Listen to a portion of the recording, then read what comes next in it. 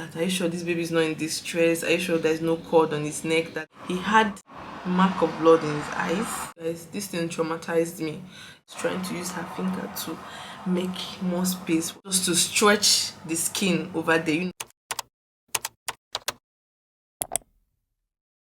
Okay. Hi. Hello. Hello. Hi, guys. Say hi. Hi, guys. See, if you're going to stop this video, you better go to your grandma. Okay? Hi, guys. Welcome back to my YouTube channel. I just want to start by saying thank you to all of you that have subscribed to my channel. Our channel has grown so much this past few weeks, and I'm so grateful. I'm so excited at the same time. So this was smiling at you guys. So in today's video, I'm going to be giving you guys the story time of my birth, the birth of this cute baby. Yeah, so thank you for subscribing, thank you for watching, thank you for liking. All my new members, all my new subscribers, you guys are highly welcome. So without further ado, let's jump into this video. Okay, so where am I even going to start from, you guys? Yes, you guys, this birth was so special to me. The pregnancy, from the day I conceived, I knew I was with this child, to the day I had him, and for the rest of my life, this baby is going to be a special one. Because you guys know, when I came back to this channel after 5 good months, I gave you guys the background of what happened, and I don't want to give the full detail. Okay, you know, some things are best kept to yourself. It's not everything that you say out there. So that's one of the reasons why this baby here is very special to me. Anyways, so let me just start from the day I went for membrane sweeping. So after the membrane sweeping, I started having contractions, just minor contractions. Remember, you guys, after when I went for the membrane sweeping, the nurse already told me that I was 2 centimeters dilated, that it was normal so far I've had a baby before. So I went home that day. That was a Thursday, because my antenatal is always on Thursdays. So I went home that day, and the contraction continued with time. The thing stopped, so I was carrying on about my day like usual. Then on Saturday, I went to YouTube, found this video of how to, you know, induce labor, because I didn't want this baby to enter 40 weeks. I was already somewhat tired. In fact, not so much. I was really tired of the pregnancy. Okay, let's be real. Let's be for real.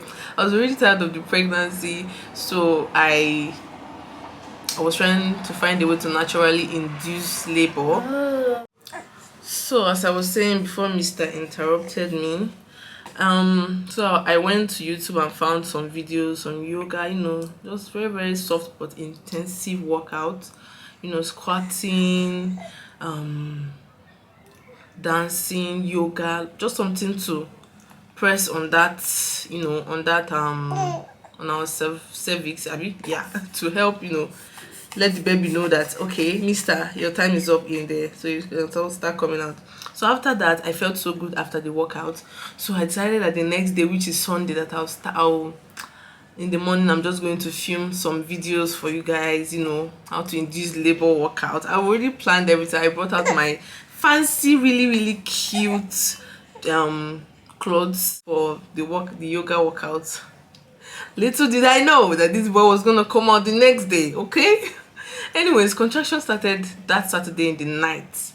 I was really feeling serious contractions, okay, but I could handle it. Yeah, I could handle it. So when it was around 5 a.m. in the morning, very early in the morning, I could not handle it anymore. So I woke up, I was having contraction. I downloaded the contraction app. I started, you know, monitoring it to know how intense it is. You guys, with this second pregnancy, I was so alert, because I know I've had a baby before, so I learned so many new things. Having a baby for the first time, it's not the same thing as having a baby for the second time. Like, you already know some things to expect for me, not everything. So I was so aware of everything that was going on this time around, because with my first child, see, to be a novice. Anyways, so I was checking it. Everybody was still sleeping in the house. I was just trying to manage the whole situation, not to raise any, alarm or cause anybody to start panicking. So yeah, then early around 7, the things still progressed. I was trying to, manage it. I filmed that part for you guys, the pre-labor vlog. So we kept on. Please pardon how many souls you're going to hear in this video. Pardon it, okay? Thank you. So sorry. Then I was managing it. My mom was also coming that day, which that same Sunday, and I called her. She was already going to the airport. From the airport, it was almost 4, maybe 5 before she got here. The labor, I've already packed my bag. I was saying, okay, let me start going. She can drop her bag and meet me in the hospital before she now called me that she's almost there. I was so happy. You guys don't even know the joy in my heart, because my mom was there before DK came out, my first son came out. So I wanted her to be here as well before this one was going to come out, because that extra hand in the labor room when you're having contraction, when the contraction intensifies, very, very necessary. Please, you need more than one person around you when you're having a baby, or someone that is very, very, very capable. Okay, somebody that is experienced, better way, best one, a woman. Yeah, so because she's the one that can actually tell and knows how painful, where it's paining you, where to rub, where not to rub. Yeah, so hey, so anyways, I'm so sorry. Then we went to the hospital. My mom came, she changed, we carried her back to the hospital. I got to the hospital, they checked me. I was already 5 centimeters dilated. Who's making that noise? I was already 5 centimeters dilated. Then I was checked in, they gave me a room, they checked my vitals to make sure I'm okay. They asked me a few questions, how I'm feeling. Thankfully, the nurses that saw me almost throughout my pregnancy were around that night. My doctor was also around. I'm so thankful that the doctor was around, you guys. I don't want to cry, because sometimes even after, when you're almost, when you're running, oh, I'm at the finishing line, I'm almost winning this race, the devil will still come and try to stop you, will still come and try to put sand inside your garri. Then one of the nurses came. She told me that I should try and climb the stairs, that it will help the labor progress real quick, that I should not lie down there and just be waiting for it to come. I was like, no, I don't have strength. She came again. She told me up to 3 times before, and I said, okay, what's the big deal?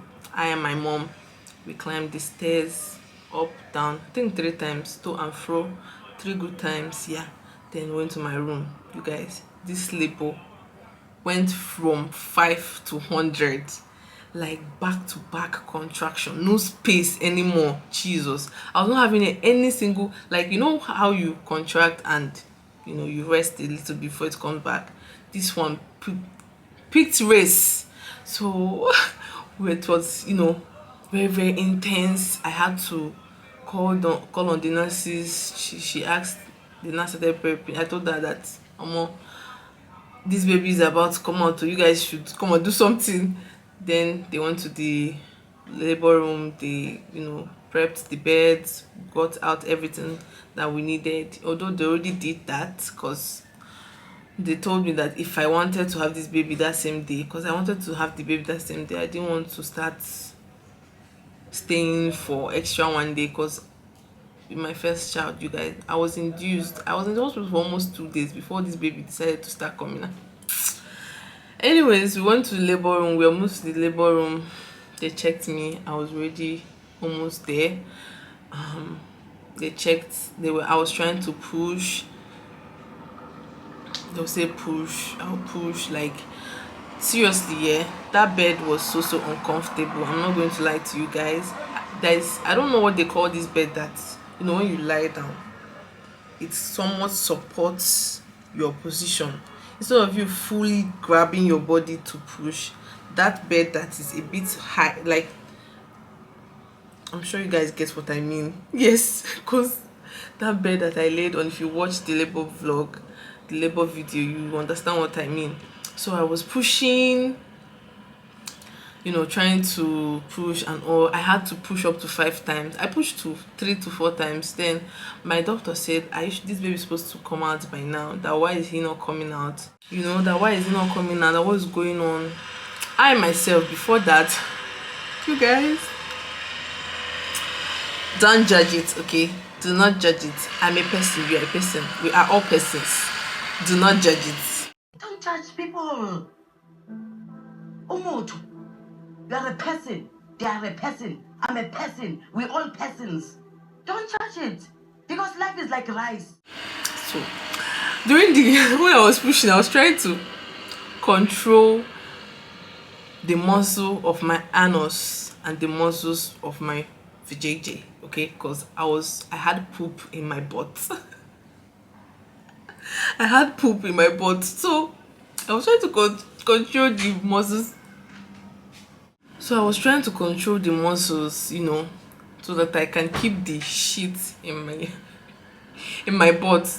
But I felt, I don't know, I've already spoken to so many people about it, that this pregnancy is doing me like I'm going to poop during labor. And they told me it's normal, it's nothing. The nurses will just clean it off. They will not even do as if they saw anything. That is normal, that I should not even stress myself. But I was just feeling bad because with my first child, I didn't poop. In fact, my anus was so tight.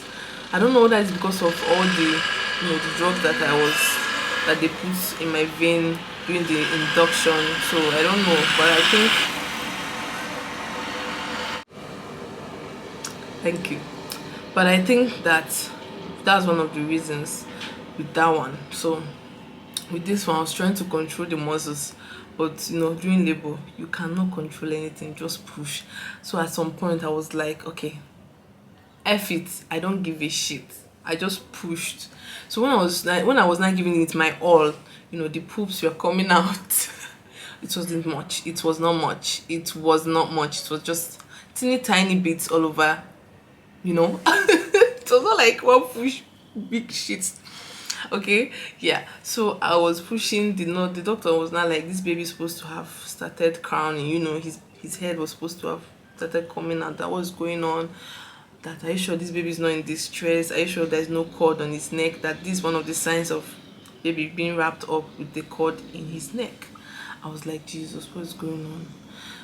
I did not even, you know, one thing I said in my heart this 2023, that I'm not going to worry about things I know I cannot control, because even the doctors say that even if we scan this baby in an ultrasound, that we're not going to see the cord on its neck, that it doesn't show. The machine has not advanced to the level of showing what is on the baby's body, whether a cord is on his neck or not. So I was asked to push the last time, and he came out. While I was pushing, they said stop. I stopped. The nurse saw that, like, my mom said that the cord was wrapped 2 times around his neck, a bit 3 times, I can't remember, around his neck, and I had to stop pushing. They brought the scissors. If you watch the video, they brought the scissors, they cut the cord. And you know, normally when you finish, once the baby comes out, they carry the baby and put on your body and say, okay, you touch your mommy, then they will now go and clean it up.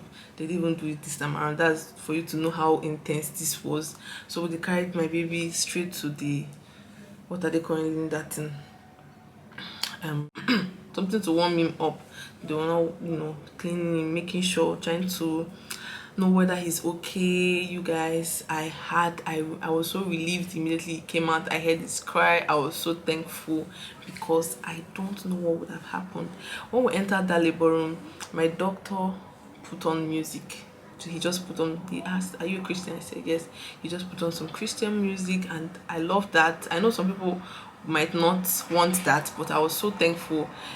The music helped me calm down, because if you watch the labor video, so many parts of it I had to, mute them because of this music. I didn't want YouTube to give me copyright and say that my video cannot be monetized, so I had to mute some part of the videos, but you can still hear this music in the background. So the music helped me calm down, all of that. I'm so thankful for that. The doctor that I was seeing almost 90% of the time was around, so he was the one that was like, this has to be cord on this baby's neck, that we should check and be sure. So imagine that I pushed with all my power, that last push, and the cord now strangled my child. Oh, like book. I've been thanking God, like I've just been thanking God, because I don't know what would have happened. You guys, so when I was pushing, I'm so thankful for the nurses. Before I got in, before I got in, the minute I got to the hospital, I told my nurse, please, that is there a way that she can help me avoid getting a cut, getting a tear, that I don't want to have a tear, I don't want to have a cut. You guys, this thing traumatized me. It was one of the reasons why I said no, I'm not ready for pregnancy until after 2 to 3 years. Like, I was traumatized by the cut that I was given, and it's not enough that I felt every cut that nurse was giving me. I was stitched up, I was feeling the stitch a little bit, it was not that intense. Then the process of healing down there after all those cuts, you guys, I was not ready, I was not signing up for any of that pain. So the nurse was like, okay, no problem, I will see what we can do. When I was pushing, she used oil. If you watch the video, there are two nurses there. So one was pouring olive oil on my coochie. Then the other one that I talked to about it was trying to use her finger to make more space, was trying to use her finger to, she was just trying to make, to, I'm looking for the word to classify what she was doing, just to stretch the skin over there, just to make way so that she won't have to cut anything. So she was just stretching. The other one will pour oil, they will stretch, they'll pour oil, they will stretch. Oh Jesus, you guys. It was so uncomfortable, it was so painful. I had bruises after, but I would take that bruise 100,000 times than taking any form of cut that will be given to me on my coochie. No, I don't want any cut. So when the baby came out, I was being cleaned up. The placenta came out so easily, and they started cleaning me up. After cleaning me up, we were taken to the room. I could not move for some minutes, for almost 30 minutes. I told them, please let me just get myself, because there's this thing after having a baby, you start shivering and you not have strength, for almost doing not anything. Like, you not have strength for anything. So I laid on that place for some minutes before I was now moved to my room. So there in my room, I checked on my baby, because of the cold and everything. He had the mark of blood in his eyes, here and here, like around his retina, the black part of your eye. Did I even get that right? I don't know, but just the black part of his eye, just a little bit around it, which took so long to disappear actually. So the doctors told me that it's going to disappear, I should not worry about that one. So we had to be coming back to the hospital for checkups. He also had jaundice, but his jaundice was not so severe, so they just told me to put him under the sun every morning before having his bath. So we used to go under the sun from that, depending on when we wake up, 9, they said from 7 to 10. The sun during this period is very, very okay. So we stayed under the sun for all those times. To be sincere, this labor was not so painful compared to the case own. I must say the contraction was very, very strong. Yeah, but I pushed DK out in 2 pushes. I pushed my brother here out in 5 pushes. He weighed 3.6 kg. DK, my first son, weighed 3.4 kg. So yeah, I'm so thankful. I had a very, very smooth pregnancy. I had a very, very smooth labor because it was smooth. It did not go the way the devil or whoever wanted it to go. So I'm so thankful, I'm so blessed, I'm so happy that I came out with my baby, because sometimes we that actually do this thing and have our baby with us and just go home like that, we don't know what God did for us. So I'm so thankful that I was able to take my baby home with me.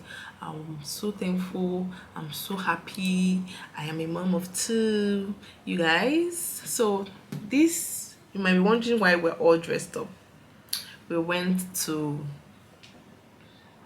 for his dedication. We dedicated him today in church. He was baptized, and so his full name is Ezefe Seth Okafor. I'm the one that named him these names. In fact, I'm the one that's always naming my kids, because once I'm pregnant, I'm always asking God, I need a name that will see this my child throughout his life. I need a name that when you remember the meaning of your name, you know that okay, this has to have a purpose. This is connected to my purpose in life. This is connected to what I've come here to do in life. This is connected to the kind of life I'm going to live. Okay, so when I was pregnant, I was around the second to third trimester. I was asking God, what name should I name this my child? I need a very, very sweet name with a very, very mighty meaning. Okay, mighty meaning, and very, very rare name as well. So it came to my mind one night that his name has to have Eze in it, meaning king. So other night I was trying to connect, because I didn't want him to just answer Eze. I didn't want him to answer just Eze. Eze just means king. Okay, it can be king of anything. So one night it came to me, I was like, okay, Ezefe, king of light. So meet the king of light, because I believe that this boy is going to open doors for me. I believe that this boy was going to open so many doors that has never opened in my life. I believe that he was going to be a blessing even before he got here. So am I crying? No, I'm not crying. So I said fine. I told my husband. I first of all tried to put I was trying to make it longer. I was trying to say Chimbu Ezife, my God is the king of light. But my husband was like, no, that he doesn't want our kids to have, DK is already Chimbu DK. So he doesn't want all those uniform name. All of your children will be almost answering the same thing, okay? Like their names will start with the same thing. I said, okay, that makes sense. So one day I now told him that, what of Ezefe, meaning king of light? He was like, wow, he loves it, blah blah blah. I said, yeah, that's my guy. So his name is Ezefe, because I don't stress myself with baptismal name like that. Yeah. So after a few days of having him, we were asked the second name. What name should we? So I checked. I searched and searched and searched, then I found Seth. So his name is Ezefe Seth. Ezefe meaning king of light. So in case you're not Igbo, yeah. Then Seth means the appointed one or the approved. Okay, so I believe he is the appointed one. He is the approved one for our family. Okay, yeah. So you guys, this is my baby Ezefe Seth Okafor, the newest member of the Okafor family. Yeah. So yeah, that's the birth story, you guys. I'm so thankful. And if you are pregnant, if you are going to have a baby anytime soon, I'm praying that you have a smooth labor, because after 9 months of pregnancy, then what are they calling it? Then the baby comes out. Some people don't care how the battles that you fought inside there. Some people don't care how the pregnancy went, all of that. So yeah, I hope you guys enjoyed watching. And thank you so much for subscribing. Thank you, my new subscribers. I'm so thankful. I'll see you guys in my next video. This boy is already sleeping. Bye guys. Say bye. Say bye. Sorry, there's no way you can say bye. I'll see you guys. Bye. Mwah.